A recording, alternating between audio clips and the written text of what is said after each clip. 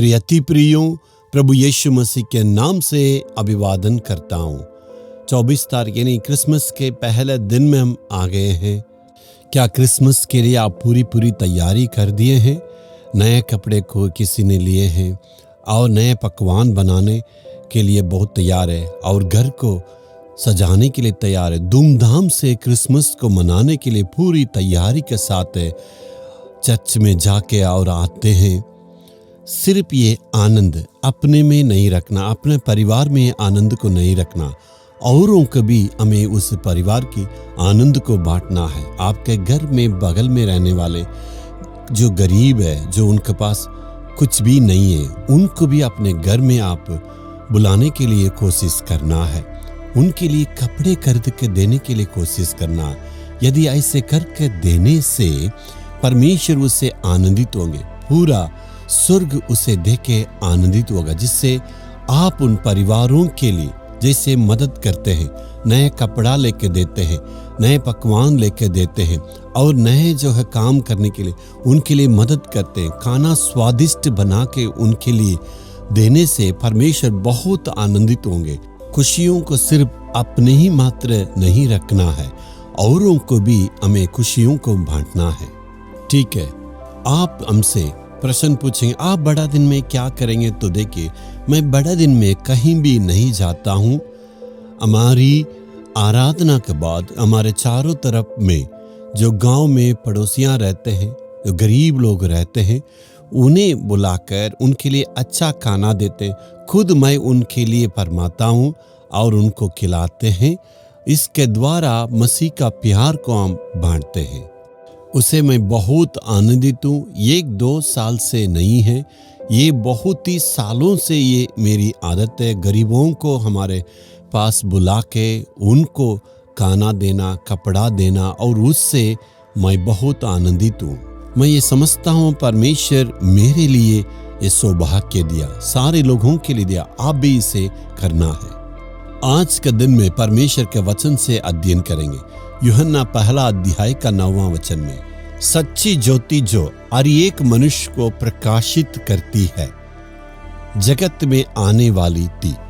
सच्चे ज्योति यीशु मसीह है। जी हाँ, बड़ा दिन जो क्रिसमस का दिन ज्योतियों का पर्व के रूप में मनाना चाहिए। यीशु ही ज्योति है। मनुष्य लोग ज्योति को जलाते हैं, ऐसा नहीं है। मनुष्य के जीवन को उज्जवल बनाने के लिए एक व्यक्ति ज्योति के रूप में आया।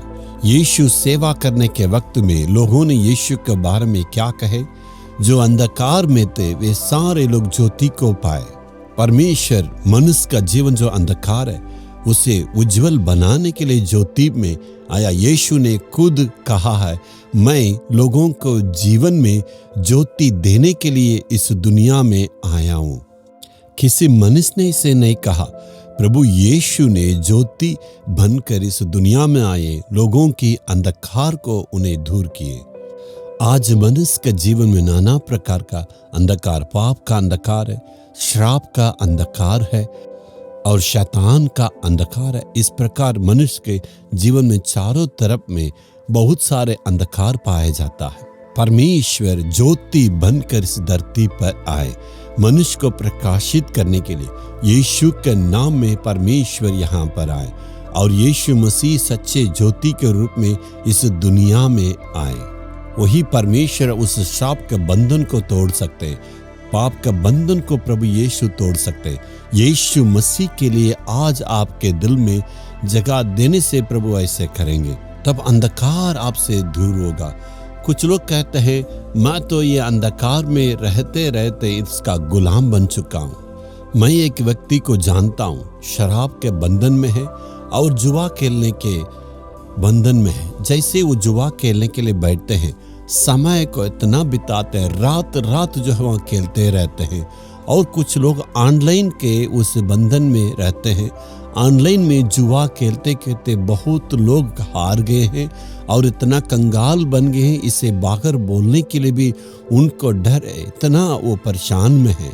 उस भाई का स्थिति बिल्कुल दयनीय हो गया, बहुत खराब हो गया। जुआ खेलते खेलते सारे पैसों को उन्होंने उड़ा दिए हैं। अभी धन दौलत कुछ भी नहीं है।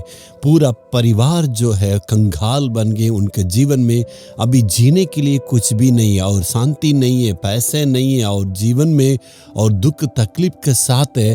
अभी उनको पता नहीं चल रहा क्या करें।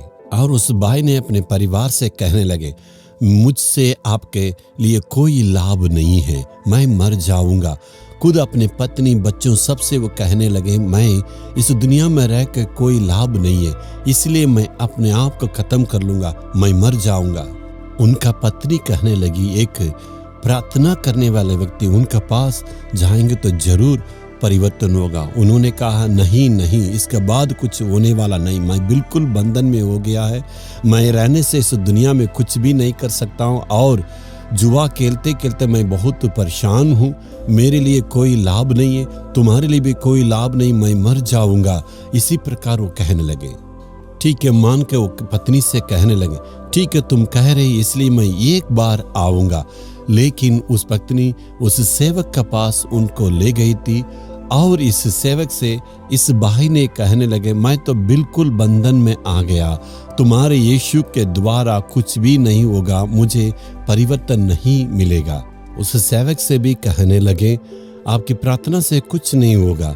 इस सेवक ने कहा, कोई बात नहीं, आप सिर्फ 1 मिनट परमेश्वर के लिए अपने जीवन में जगह दीजिएगा। 5 मिनट की मात्र प्रार्थना करने के द्वारा आपका जीवन जरूर बदल सकता है। इस व्यक्ति ने कहा, जी हाँ ठीक है, एक मौका दे के देखेंगे।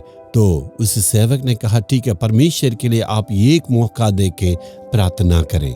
इस भाई ने अपने दिल पर हाथ रखकर, हे प्रभु मेरे पापों को क्षमा करे और मेरे दिल में आए, ऐसे ही सिर्फ ऐसे प्रार्थना किए थे। उस सेवक ने जैसे ही प्रार्थना किया, एक सामत वहां पर उतरा। यीशु नाम का ज्योति उनके जीवन में उदय हुआ। पहले बार उनके जीवन में यीशु मसीह को जगा दिए तो यीशु मसीह का ज्योति उनके दिल में आया, उनके अंधकार का जीवन को बदल दिए। शराब पीने के आदत बिल्कुल छूट गया और जुआ खेलने की आदत बदल गया। खुद उसको विश्वास नहीं हो रहा, मैं कैसे बदल गया। जी हाँ, यीशु जो ज्योति के रूप में आके बदल दिए। ज्योतिमय यीशु दिल में आने से आपका पाप का, रोग का और श्राप का बंधन पूरा बदलेंगे। आज यीशु मसीह जो ज्योति के रूप में है तो आपका जीवन में जरूरत है।